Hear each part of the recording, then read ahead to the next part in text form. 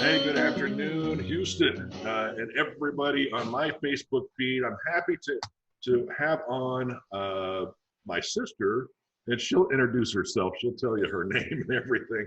We'll do that, but we're having a little coffee talk this morning. She's a real estate broker out of Arizona. But Tammy, let you tell everybody what you do. Tammy Medigovich, broker owner of Bella Casa Realty here in Arizona. And I was looking for the perfect coffee mug. I didn't have one that said, I'm cuter than my big brother. So I just brought my friendship mug for coffee talk. Oh boy, that's funny. I have to up my coffee mug game. You guys are on stay-at-home orders now, right? We are stay at home. We're not shelter in place, but we are stay at home. Okay. So I am in my home office with my projects going on in the background. We're trying to pick the perfect gray. So the difference being that, we are allowed to go out. There are some essential businesses that are open, and so, then a lot that are closed. But unlike some places with the shelter in place where they must stay, I think is how it's running. So yeah, we were supposed to shelter in place or stay. No, it was safe at home. There's some other areas in Texas that are shelter in place where you could go to the grocery store, you could go to Specs, which is a liquor store out here, because they were deemed essential, and so those kinds of places, get some gas and all that. Ultimately, I think like for our family, we have a senior in high school who's been home since middle of March, but part of that was spring break. So we've essentially been home other than, so I have a spouse who works from home, and then I have been going out for appointments, but only what's necessary. Cool. Right on. So how's Mr. T doing? He's doing good. He's on a schedule. So he's got himself, working through, he's got to work out. His days and nights flipped for a couple of weeks, but we now see him during the day, which is kind of nice. But he's keeping up. He's doing his schoolwork, and he's got a workout routine that he's been keeping up with. And then he, gets online and sees his buddies that way, chats online with his buddies. So. Right on. That's what the kids over here are doing. Basically the same thing. They're still playing online with people. They prefer to be out. But anyway, enough of that. I wanted to get you on the horn today, pretty much because you're an expert in the real estate market overall, with a focus on Arizona, right? Well, I don't like that word expert, but I've been doing this for 18 years. So 18 years. I feel like, yes, I do know a few things, and I've learned from some of the best. So we can call it practicing. We're always practicing, right? Yeah, exactly. Always learning something. I think we're pretty much alike like that. We're always trying to learn something more. But tell people about where you're located in Arizona. So I am in, I'll kind of break it down. I am in Maricopa County. So that is Phoenix metro area. And then if you break that down even smaller, my office is in Gilbert. I live in Chandler, and I serve our East Valley cities, which covers probably about 10 cities in the East Valley. We're kind of broke up into what I would call quadrants. We've got, West Valley, we've got North Valley, and we have some of our outlying areas. So but essentially Maricopa, and then parts of Pinal County as well. What do you like about the East Valley? I've spent growing up, as you know, a little bit of time in the West Valley, and then the most of it in the East Valley. So I think it really becomes a creature of, this is what I know the best, because I've lived in the East Valley the longest. So you get comfortable with what you know and you're familiar with, but right. East and West Valley, there's pluses and minuses to both. It just depends on what you like. So right. I liked the East Valley too. So you know what is different from the people here in Houston? The architecture of the homes is a little bit different. And I remember liking red brick homes when I was in Arizona. I love red brick homes, and every time you post, you share, one of your realtor partners listings of red brick home, I say, let's move to Texas because I love that. We don't have that here. As you know, we're stucco. We've got pockets in Central Phoenix and some other areas that have more unique, what we call like estate style homes with red brick, and but most of our communities that are developing, our newer communities, are a variation of beige stucco with tile roofs, which are also very nice. But yeah, red brick and some of those more unique homes are definitely fun. Yeah, I like actually some of the southwestern looking homes that out there though too, because you got it they're still, even though it is stucco, there's something to that. We've got somebody in our neighborhood that covered up his red brick with stucco. Oh, really? Yeah, we call it the castle in our neighborhood. It's just because it looks different, Yeah, yeah. What's the median home prices going for out there now? Well, in Maricopa County, our median is at about our sales price is at about $315 to three. Yeah, I mean, and I'm looking at just kind of looking at the stats for this quarter, January, February, March, and then parts of April. So, but we've got parts of the East Valley and parts of Maricopa County as a whole, and then certainly Pinal County, that you're getting into like the 250s for a median price. Okay. Is it still kind of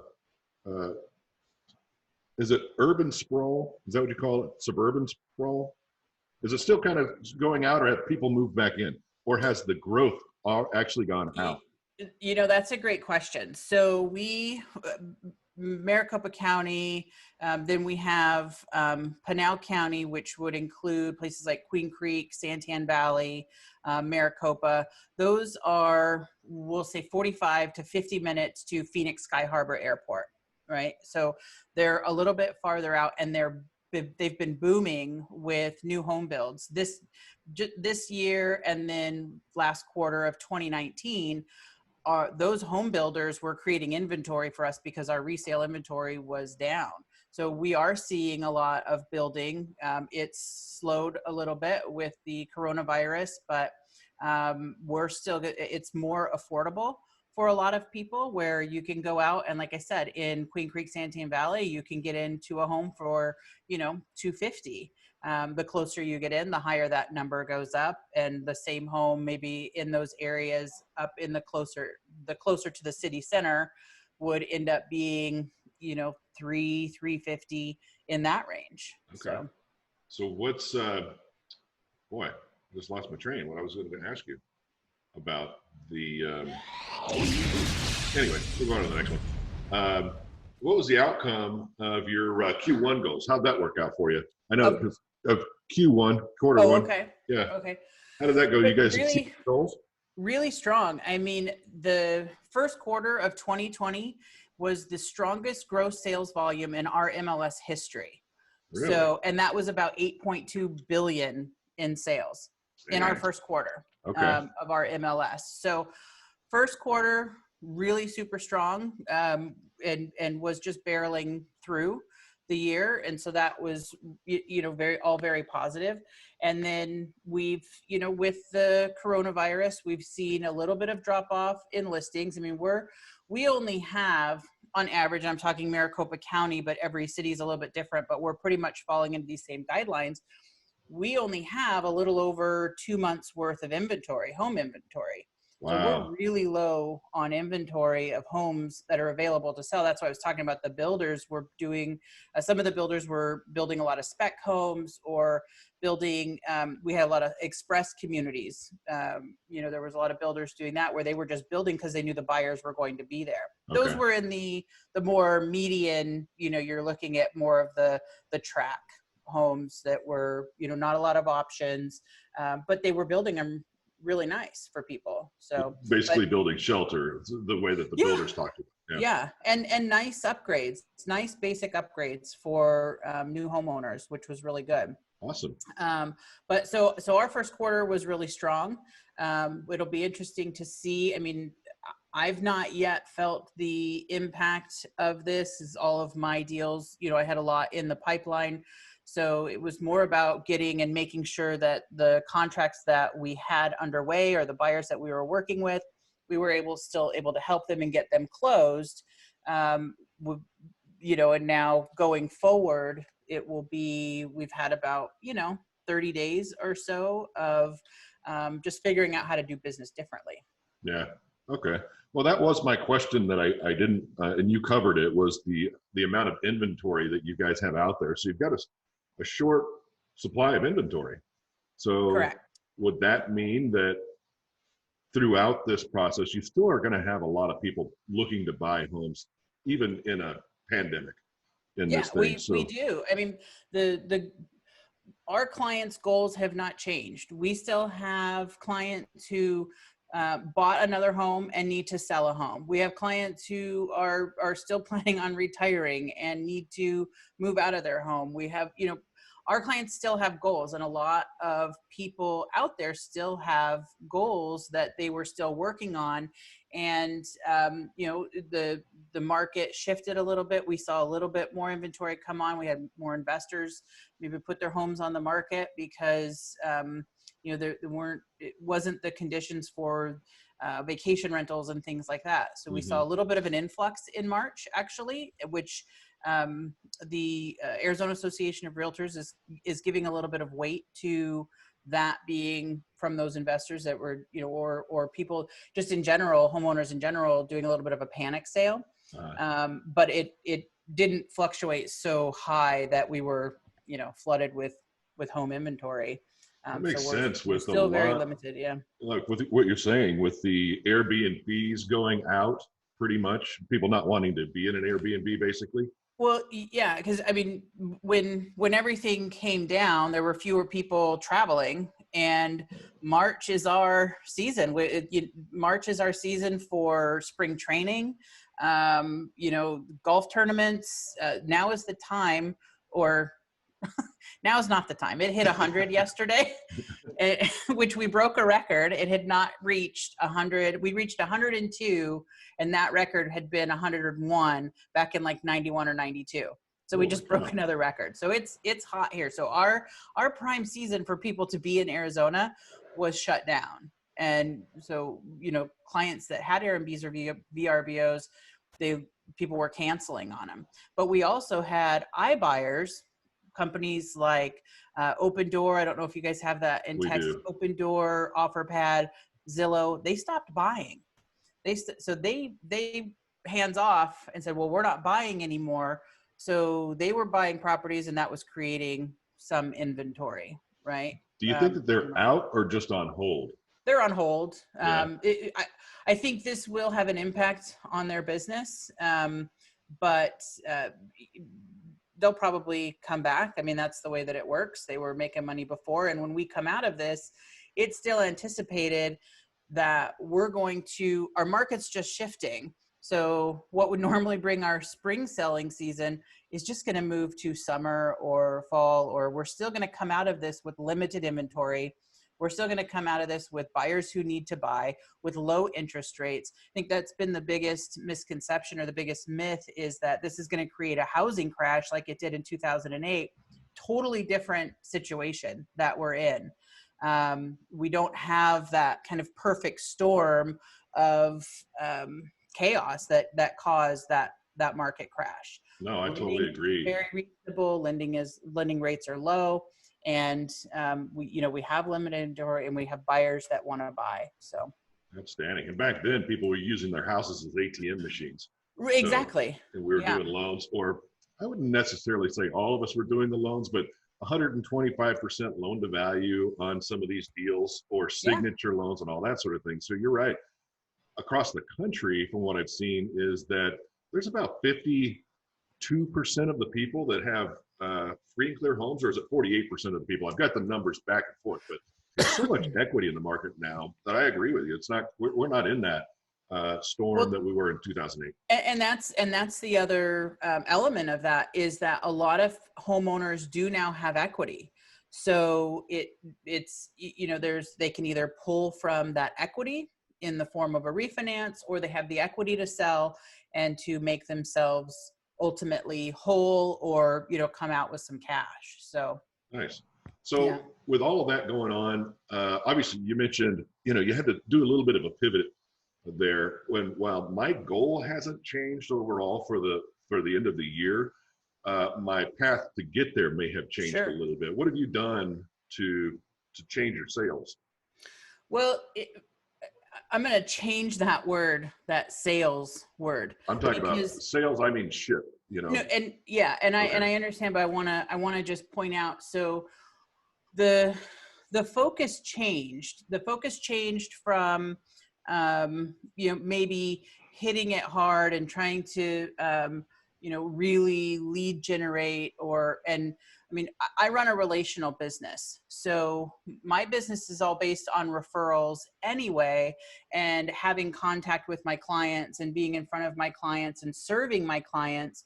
So when the shift happened, it was more of or when the coronavirus and we started to realize the impact, it was, what's my number one priority is all of my clients that were in escrow, I needed to make sure that they were going to be able to close. So it became more about serving and reaching out to the other agents and, hey, how's your client doing? If it was my listing, I wanted to know, is your buyer getting nervous? What kind of a job do they have? And then on the flip side, for any ones that weren't under contract, but we were still trying to sell, it changed the conversation that we were having, or that I am having, with the buyer's agent to talk about, okay, what kind of job does your client have? Is this going to be an ongoing job? Where's their money coming from? Because if they were pulling from their IRA, or, where are their reserves coming from? Because we want to make sure that if we're putting somebody under contract and taking a home off the market, that buyer can actually close. And then for our buyers that I was working with and continue to work with, it's, okay, now we just have to take more precautions. And we're doing that on the sell side too, more precautions in how we look at homes, how we're viewing homes. So my goals didn't change. How I went about those, like you said, changed in that it was about reaching out and making sure that people were okay. What do you need? Okay, transactions are taken care of. We're making sure that we're monitoring those as we always do. But now, what do you need? Are you able to go to the grocery store? Do you need food? Do you need, toilet paper? Although I still haven't been able to find toilet paper at the grocery store. So, things like that. We wanted to make sure that our community was okay. And that included our clients, our neighbors, and beyond. So see, that's awesome when you switch it around like that, because it really is a relationship business, and a servant mentality is really what you've got to be, right? Yeah. Because in any market, and that's kind of how you thrive through any market, I would say, with what you're doing. You're a relationship genius, I would say, right? Because I've seen you, or I've watched you over the last bunch of years with the things that you do in building strong relationships, so you just did this a little bit, but let's expand a little bit more on the relationship part of thing. I don't know why I can't say that word, but let's give the agents across the country a little taste of what's made you so successful leading up to now. Because I agree with you that all of the work that you had been doing all the way up till now is supporting you right now. And then the work you're doing now is going to be for 90 days from now. Correct. So what did you do that really, say one or two items that really solidified your space in the market? That's a great question. Can I tell a story, because we're storytellers? Yeah. So everybody will understand. I was thinking about this, and I was looking back in my history. So I think this situation has caused a lot of reflection, right? And looking back. So in my professional career, I've had, am I going to go over, because I noticed you only gave us 30 minutes, but I don't. Well, that was on my calendar, but can I keep talking as long absolutely. as? Yeah, we've got as much time as you need. Okay. for us, what we might have to do for everybody out there is we might put this into 5 minute segments. Part one, part two. Okay, so in my professional career, from the time that I was, hey, I'm actually working, and more than just a career, right? three major things have happened. 9/11 was the first thing that happened in my professional career. The market crashed in 2008, and now this. And when 9/11 occurred, I was working for a company that immediately went into, and this goes back to that sales mode, immediately went into sales. We were in the middle of a particular sale. And so the owner's answer was to continue to sell, we're going to extend the sales period, and salespeople get on the phone and say, we're going to extend. And that company is no longer in business. And I think that mentality, I don't, that certainly was not the contributing factor, but I think that is a way of thinking about things. And in 2008, as you know, I was working for our father, and a very relationship-based and embedded in the community. And so I learned a lot from that in how, those two big scenarios in how to deal with people. So all of that is in my makeup and in my character. So that has just, I've always been relationship-based and addressing what people's needs are, making sure that they're okay, letting them know that you care about them. It's just a part of my makeup, and looking beyond just the buy or the sell and, the burn and churn. It's let's get through the hard stuff. And so at times like these, if you end up, just walking away or not reaching out to people, I think that speaks volumes. And did I answer the question? I think you did. As a matter of fact, I think you even answered another question, which I hear a lot of people talking about out here, is what's your why? And I think you just explained that, and that's huge. And if you haven't read that book by Simon Sinek yet, oh, that's a great book. Yeah, absolutely. Both of us would suggest to go out and read that right away. So and then you mentioned working for Dad in his company. How do you compare loans to real estate? Oh, totally different. So to an extent, right? I mean, the relationships were very important, and there used to be this, and now I get it a little bit more, when there would be times where it'd be quiet in the office, and then Dad would walk in, and all of a sudden the phones would start ringing, and he's like, well, I'm stirring the pot, And I was like, well, what the hell does that mean? Stirring the pot was just getting on the phone, reaching out to people. What do you need? How you doing? Just checking in with people and seeing, making yourself present, right? So the difference for me, and this was the pivotal when I decided to not do loans anymore and go straight into real estate. The first time that I took a client out, or the first time it was a listing actually, and it was an investment property that we had that our client, we'd made the loan on, we did private money loans, and we made the loan on, and we took it back, and we needed to get it sold. And it was my relationships of reaching out to agents that I knew that was able to get that property sold. And I was like, ooh, now that's kind of fun. So, and the more I was out, I began to realize that sitting behind a desk, scooting numbers around, was not as exciting to me as being face to face with people. Yeah. I thoroughly enjoyed my time, and I learned so much. I think I learned more than most people in this business because of that background and because of who I learned from. Mm-hmm. And now I'm able to bring that to the table in what I do, but I really enjoy being out and about. And so there's your extroverted friends, check on them, because we're slowly dying inside. And just being able to, the number of, Zoom happy hours and connecting with people, and, just being able to wave at somebody from across the room. It's like, it's huge, Yeah, so, no doubt. Well, I like what you said there, and I think it's getting back to basics. I don't know if you and I look at it, it's not back to basics. It's just the fundamentals of business and how you go about getting this business. And phone calls is a big deal. Yeah, absolutely. Relationship building is a big deal. Yeah. So and for me, I mean, phone calls are not I was never that teenage girl who was wrapping the cord around the, you know, the wall to sit in her room and talk on the phone. That was never me. Yeah. I thrive face to face, and being able to sit down and have coffee, wine, lunch, you know, whatever meal it is, I'm there. Yeah. To sit down and actually break bread with my clients, with my business partner, with my friends. That is where my energy cup is filled up. And so this, you know, I have had to lean into, oh, just pick up the phone, you know, or lean into the Zoom call. So for sure. Yeah, definitely. I've done the same over the years and had to do that where I'm very good in front of people as well. And I've pivoted and I'm doing a lot of workshops and things like that through Zoom and doing this. This is one of the times I call my sisters when we're watching each other on the screen.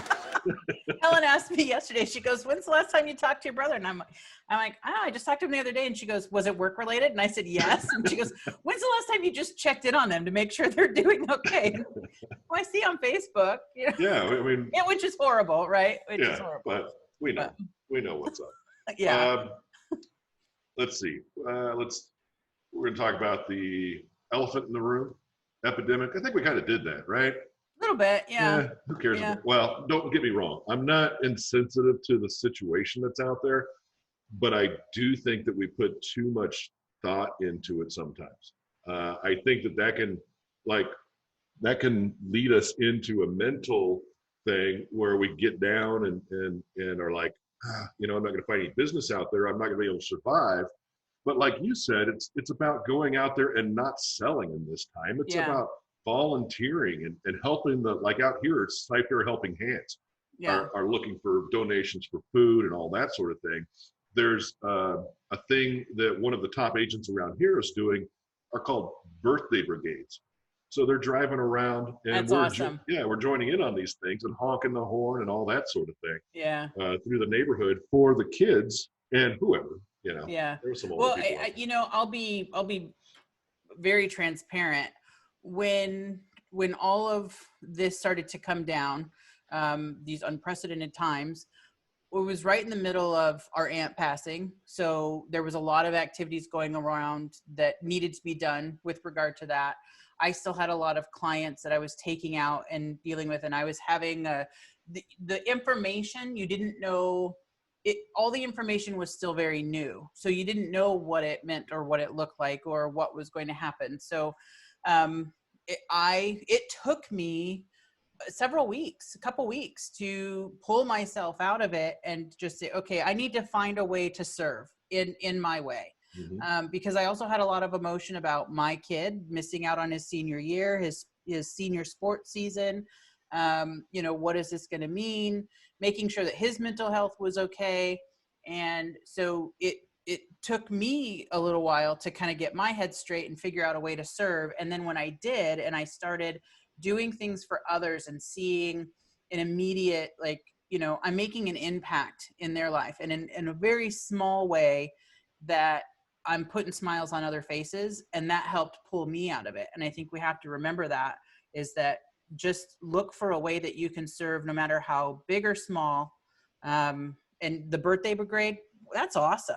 I mean, that's a way, it's just a little thing right now that's making people smile. Well, thinking about that, you used to do something that was, the one I remember right off the top of my head was the snowball or snowman or something like that. You'd leave at somebody's door and knock on the door to run. And then they'd be like, oh, I got snowballed or something. Right. But it would still be something like that. So I took It's similar to the being booed, you know, at Halloween. You drop something off and then you pass it along. But that's one thing. And I'm actually in the middle of it now. If I wasn't connected via my mic, I'd show you. But I've got a bunch of goodie bags I've been delivering over the past couple of days, and I'm going to be hosting a wine and paint party. I don't want to show it because then I might give it away. Yeah, don't show it because I've got that same idea. I want to do a wine, like a Mitch and Merlot type of there you go. Yeah. Zoom meeting. Yeah. Where we send bottles of wine to the people that'll be on the meeting, but it'll be from the local people that actually brew the wine. Oh, that's a great idea. Yeah. Something similar to that. But it's just so because I'm so used to seeing my clients, and we had actually had a client appreciation party planned for April 26th. And we had to make a decision very early on in March, right as we were getting ready to send out the invitations and to get the ball rolling. We had to decide to cancel it because we didn't know what the landscape was going to look like. And now I'm glad that obviously we did, but I'm also glad because it's very hot here and it was going to be an outdoor event. So, but it's a little thing that, I get a little bit of, I'm just dropping it at the door. So there's no, contact. I've been lucky enough that a couple people have been out in their yards and I get to wave and like see face to face, but it's just another way to touch. And then we'll host the Zoom meeting, just for an hour, however long people want to pop in just to say hello to, a little wine and paint party. So yeah, connect. So I did steal your idea. So I've got little, I don't know if you can see that, little hand sanitizer bottles. Yeah. And I've got little tags over here. So I will be dropping Can I tell you those? So I keep saying that, but when this all came out, I could not find hand sanitizer anywhere. So I went to my office, and all the conferences that I go to, a lot of us agents will share little gifts like that. And I scoured my little goodie bag, and I found several little bottles of, which have saved me, because I still have not been able to find hand sanitizer. So. Oh, that's funny. Oh, what a crack. Yeah. Let's go on to something a little more serious though. We've obviously, if anybody didn't know and couldn't tell by now, we are brother and sister right? There's a level of trust there that we've got. It's part of the reason I wanted you on this call today, because we really can talk about this stuff. And you've got an impact across the country, though. Let me step back on that too. What are you seeing? Let me ask this question. What are you seeing that your real estate partners across the country are seeing? Are you seeing them pivot and do pretty well as well? Different in every location, but one of the things that I started doing more often, obviously the Zoom calls, some weekly accountability groups became not just one time a week, but 2 to 3 times a week, so that we could check in with each other. And every county, every state, just like the market is going to be different. So here in Maricopa County, we have a population of just under 5 million, just looking at 2019 numbers. So we're just under 5 million. Maricopa County, and let me make sure that I'm quoting this correct. So are you 5 million in Maricopa County or Arizona? Maricopa County, okay. Yeah. Okay. And I just want to look and see, I thought I had the number up for, I thought the number of cases that we had in Maricopa County was, I want to say 35,000 and then 121 deaths. Okay. In my specific area code, right, there's been like 20 cases or something like that. So relatively low when you look at places like New York or Chicago or California. I mean, I have agent friends who are in different parts of California. One is completely, she can't do anything. Her county has deemed them real estate non-essential. So that's dramatically changed the way that she is able to do business and what she's doing with her time. And then I have friends on the East Coast who obviously, again, it's going to be a totally different scenario in a situation.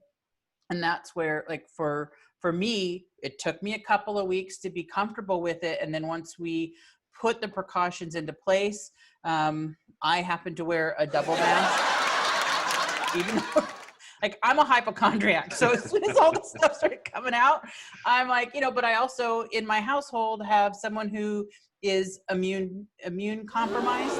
And then I have a teenager who thinks he's invincible.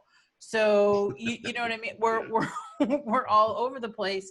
But so one of the things is to take extra precautions. But my friends across the United States, and then Canada is totally different too. Everybody's running their business with the way that they're comfortable with, and we should all respect that in each other, right? And to be careful and take a look at what situations are going on. And I do think that Arizona, most of everything that I've quoted has been based on some kind of fact or figure, or somebody who is, you know, an analyst way smarter than me. Yeah. But what I'm about to say is my own personal feeling. Arizona is, it's not as urban compact. And we've always been a transition where people, you know, come to either retire, or our housing prices are more reasonable. So I think we're going to have an influx, which is also going to create more demand in our marketplace as well. Yeah, it'd be interesting to see if a lot of those people from Houston move to Arizona or some other areas. Because what's happening in, like, what's happening in your area? Do you guys have a lot of cases? Yeah, I couldn't tell you the specific numbers. I do have countrywide numbers and all that sort of thing. I think there was like 1,100 cases, but don't quote me on that. I didn't pull it up before the call or anything. Yeah. But everybody's being pretty mindful out here about what's going on. Everybody's wearing a mask. We went on kind of a, not lockdown, but stay at home pretty quickly. It was immediately after spring break here. So yeah, that's what we did too. Okay. So we've been home, we've been working. There's been a lot of Zoom meetings, but as far as real estate goes, it's still going strong. I mean, like you said, you had record numbers in the first quarter, and so did we. We had our best quarter as far as the company goes, my team company, our best quarter ever in a January when that month's supposed to be dead. I mean, me personally, as far as the goals go, I'm $500,000 above my goal that I wanted in the first place. So yeah, I mean, those kinds of things, and I like to say this joke, and I don't know why, but even the guys in the office that weren't doing business were doing business. But then is that because of the refi boom that is happening? Are you doing more refi or more purchase business? Actually, we're a purchase focused company, so we will also do the refinances too. Don't get me wrong. We'll help anybody out that we can, but at the same time, it's a heavy purchase market here. You figure in Houston alone, there's about 6 million, 7 million people. Okay. So when what I was talking about there was in Houston proper, it's pretty dense down there. So Houston has as many as we do statewide or more. Yeah. Holy mackerel! Wow. Yeah. But Texas as a whole is big. You're talking about Maricopa County though. 6 million in Maricopa County. No, Arizona. Looking at numbers from 2019, and I'm looking up to the right because that's where they are. 6.36 million. Okay. In Houston right now, I bet I could look it up, and it's 7 million. When I got here, 2017, it was like 6.3. Wow. Yeah. Wow. Yeah. It's very diverse, but it's also been a place that has been very good to us. It's become a home. Yeah. Pretty much. You know what I mean? So what we think is going to happen, and just like you said, it's from economists that are way smarter than me, but I follow the information. I can spew it like nobody's business. That's yep, absolutely. So we're going to have a slowdown in appreciation rates. We might have a little tick back as far as sales prices go. I was lucky enough to be on a call right before this one with some of the top agents in my area here. And there's mixed feelings on it, but a lot of them feel like that we're in a rubber band mode. You know, we're just being stretched now. And as soon as you let go of that rubber band, we're just going to rock it back forward. Yeah. What the economists are saying is over the next year, our appreciation rates in Texas, I should say for our MSA, it's like the Woodlands, Houston, and Sugar Land. And I'm looking over here because it's over here. We'll have just under a negative 1% appreciation rate for the next year. But over 5 years, it's going to be 10% or more appreciation. Our historical is like 4.7. You know, so, and we still, our affordability index is similar to yours right now, is still like 160, just under 160, meaning, you know, if the average home price was 241 and 100 meant that's the affordable house, people have that much extra disposable income here. So we'll see what happens though with the oil industries, because we're heavy on the oil. And I had to ask this question because I heard this when I got here, was that the oil industry drives property values here. And that was kind of like, in Arizona, that was a little bit different because there was a lot of travel stuff, right? People coming in, and it was jobs. out there. Here, I heard it was oil. Now I'm hearing we've gotten so diversified because we've got one of the largest medical centers, medical populations here. Interesting. Yeah. So, and a lot of other things besides just oil. So it'll be interesting to see. But I think you bring up an interesting point there, because there is also a myth that our home values are going to be driven down. I'm having conversation with buyers who are maybe on the fence that are now saying, well, maybe now if I wait a year, 6 months, home prices are going to plummet. And it's like, don't bank on that. That's not what's happening. We've had very healthy appreciation, and and it's ranging depending on what city you're in. But just to kind of look, from 2019 to 2020, just looking at the first quarter, it's been ranging anywhere from 10 to, ironically, March had a median sales price increase of up to 14%. So, so it's been kind of between that 10 to 12, with 14 being on the high side. So we're still seeing very normal appreciation. So we're still very much in a seller's market, even in the pandemic. The difference is, we'll call it pre-corona. I could put your house on the market within a certain price point range, kind of the under 400 range. Our luxury market was starting to level out anyway, but that kind of under, I would even stretch that to 5. But in that sweet spot, let's say I get you 10 offers, in a day. Whereas now hey, be prepared. It's going to take a little bit longer. We might get 1 or 2 offers. I like that market.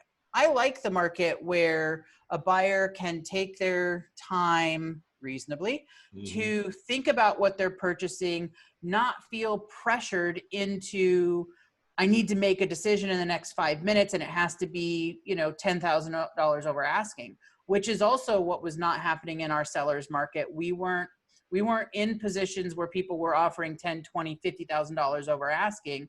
Were we getting a little bit? Yeah, but buyers were coming into it very cautiously and educated from what happened in 2008 and saying, I'm going to pay what it's worth.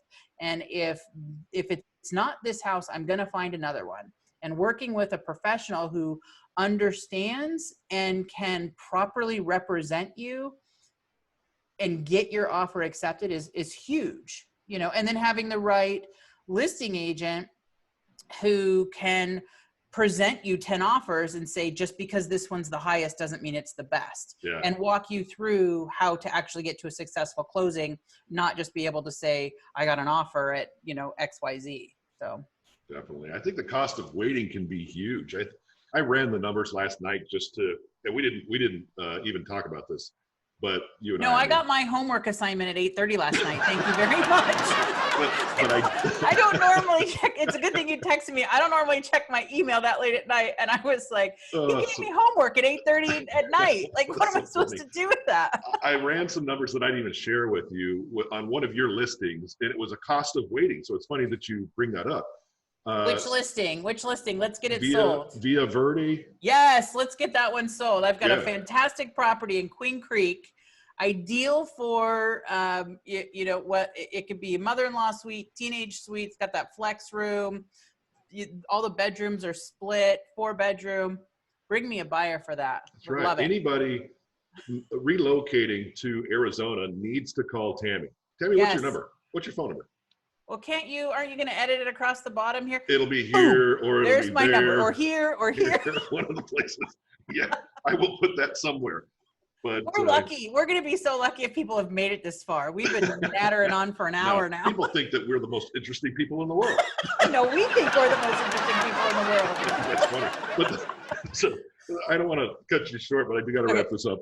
I did do that cost of waiting. People waiting on that property, if they waited even 3 months, 6 months, it's going to cost you money, and not only in payments, because interest rates are so low right now, but also appreciation on that property. If you wait, let's worst case scenario, you wait 5 years. It was like $40,000. Well, here's the thing. Here's the thing about that property, and not to get too specific, but I think you can kind of take this as a whole in different areas of the valley that we're building. That property is in a new community. It was built in 2017, the builders are still building. What does that mean? Builders aren't going to drop their prices. Yeah. So you're going to see appreciation. You're going to have a home that is relatively new, all new amenities, all the, bells and whistles that you would want. Low maintenance, by the way, community pool, 11 community parks. What else do you want to know? Well, Bring me a buyer. I think you're absolutely but right. you see, but I think when you talk about appreciation, that was my point, is that house still has appreciation to go. I think that new home, because I've been in the new home business for a long, long time, that when you're talking about appreciation, that's the best place to buy, especially if they're still building that community, especially if it's like an isolated community with no more growth around it. And that's going to be in high demand. Then absolutely, you're going to see some higher appreciation rates, because those sales prices from the builders are going to continue to go up. And that's just the same thing with appreciation. The house price is going to continue to go up if you wait to buy that property. So right. Get with Tammy, Bella Casa Realty. We'll have it up here, down there, somewhere.